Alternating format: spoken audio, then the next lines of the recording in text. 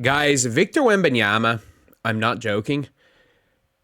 At this point in his career, I'm going to go out on a limb and say he is the best 20-year-old I have ever seen. And that includes LeBron. That includes Luka. Jordan was in North Carolina. Don't mention him. It includes Kobe. Victor Wembanyama. Like, I said he was a top 7 player. And a lot of people were like, oh, you're gassing it. You're gassing it. He's barely even top 15. I'm like, one, you're just dumb if you say that. And two, if you look at Victor Wembanyama's game and you actually look at his game and not just complain that he's not Zagidi, he is a 7'6" wing who is learning to play in the post, is putting on weight at a rate that he's not going to get hurt. That's not too fast for his body. We all know, we saw with Porzingis when he came back from that first ACL tear. Constant injuries because he bulked up too much. We saw it with Yao. Bulked up too much. 1 foot injury, he was done. He ended up being over 300 pounds. Wemby is just gradually putting on weight. It's the lean mass. It's the type of, it's not the Embiid over mass. It's the Giannis mass. But he's doing it slower because he's got good trainers with him. He's the most flexible 7'5" player ever. Prime for prime, I'm not joking when I say this, Wemby's already a top 5 defensive player of all time. If you took everybody at their peak, and again, peak for peak doesn't mean much, but who do you take over him at their peak? Ben Wallace, maybe. Rodman, maybe. Hakeem. Look at the other defensive player. There's no way I take Rudy Gobert over peak Wemby. No way I take Dikembe over peak Wemby. There's no big 7'3" shot blocker I would take over prime Wemby just because of how he moves in the perimeter. Dikembe's close, but I'm still taking prime Wemby over him. I'm still taking modern Wemby over him. But you're then looking at the offense. Over his last 20 games, he's averaging like near 30 on near 50, 40, 90 splits. Like, that's absurd. And I know a lot of people are saying, oh, we want him. Look, his percentages at the rim is 70. He needs to shoot more at the rim. Like, people just are looking at numbers. People don't watch the games of basketball. The reason he shoots 70% at the rim is because almost every shot he takes at the rim is a wide open dunk because of space he frees up by dragging the defense out. If he was not a threat from three, if he was not going to shoot that many threes, if they were thinking that he was going to roll more often than he's going to pop, he is not that good being contested in the post.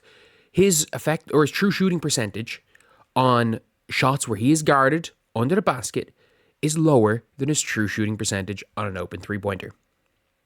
So the thing that brings his three-point percentage down is, I agree, like, he probably does shoot one too many, pull-up threes when he isn't the best at it. But there's a thing called keeping defenses honest. And a lot of people are like, oh, you got to work inside out. I think that's an extremely flawed logic because one, the three-pointer is worth more. Three-pointer and layup is worth the most. And he is a 7'5" wing. He is a center on defense, a small forward on offense, who has the ability to play in the post. Yes, do I think a turnaround bank shot would turn him into a 30-point-a-game scorer? Yeah, but he's 20. He's 20. What you don't want is Wemby banging it down low with bigs when he's not strong enough. That's the dumbest thing Wemby can do. I've never seen people being like, oh, his biggest advantage is height. Yeah. His biggest advantage is his height and his coordination. So he can take them on the perimeter. Like, he will just shoot over. If you put a small guy on him, he will just shoot over you. If you put a big guy on him, he can burn you. He's too fast. He's too coordinated. Like, they're his biggest strengths. And not only that, his biggest strength is his defense. The guy's biggest strength is his defense. We are looking at a generationally great defender who is going to likely become a generationally great offensive player. He right now is better offensively, or at least equivalent offensively, of second-year Kevin Durant, while being the best second-year defender in the one-and-done era by so much. He is the best two-way player in basketball. And I mean that. And a lot of people are like, oh, look at his percentages. I'm like, man, if a wing shot those percentages, he'd be fine with it. Because he's a wing. His shot selection is that of a wing. And if you're like, oh, his shot selection needs to be better. Why? His true shooting percentage is good. His points per shot attempt are good. It's a fundamental misunderstanding of basketball just looking at field goal percentages. Like, by that logic, DeAndre Jordan is one of the best offensive centers of all time. By that logic, Rudy Gobert is a good offensive center. Field goal percentage means nothing. The type of shots you shoot matter, especially when one of them is worth one extra point, and he's pretty freaking good at it. He's shooting over 40% over his last 15 games. Victor Wembanyama is a player that we've never seen before. He is 7'6", and I know he's listed as 7'3". This is like Kevin Durant all over again, where KD's like 6'11", 7 foot, and he's listed as 6'9". We've seen Wemby stand beside Zach Edey. He's at least an inch taller. We've seen him stand beside Gobert. He's about 4 inches taller than Gobert, maybe 5 inches taller than Gobert. Victor Wembanyama is between 7'5" and 7'6". And he's a wing. He does need to develop a bit of a post move.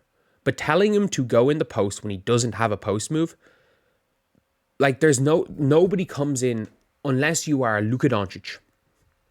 You don't come into the NBA with a fully polished game. You don't. Luka Doncic is the only player that I can remember in year 2 that could take it inside, that could score from mid, that could score from 3. And bang as well.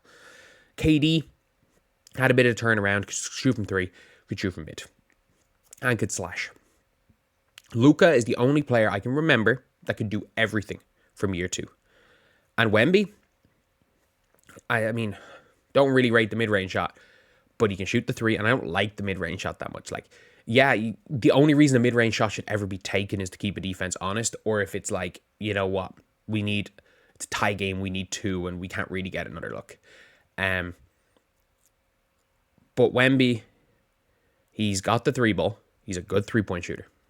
He's very good around the basket. He is athletic. He can finish over people.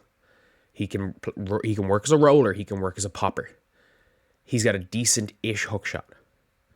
The thing is, he just needs a go-to post move. And he's 7'5". He'll figure out one. There will be some sort of Wemby move. And he'll figure it out by like year 3. Year 3, year 4. You know, like Kareem had the sky hook. There's going to be a move Wemby has that's unstoppable. Hasn't put it to memory yet, but we know it's going to happen. There's no kid that's worked harder than Wemby. That works harder than Wemby. And he doesn't care about anything other than basketball. The guy literally eats, sleeps, plays basketball, and reads. Like, he is a robot. He's not out there partying. I'm telling you. Wemby, like, GOAT potential is 100% factual Wemby. If you don't think Wemby has GOAT potential, I think you are crazy.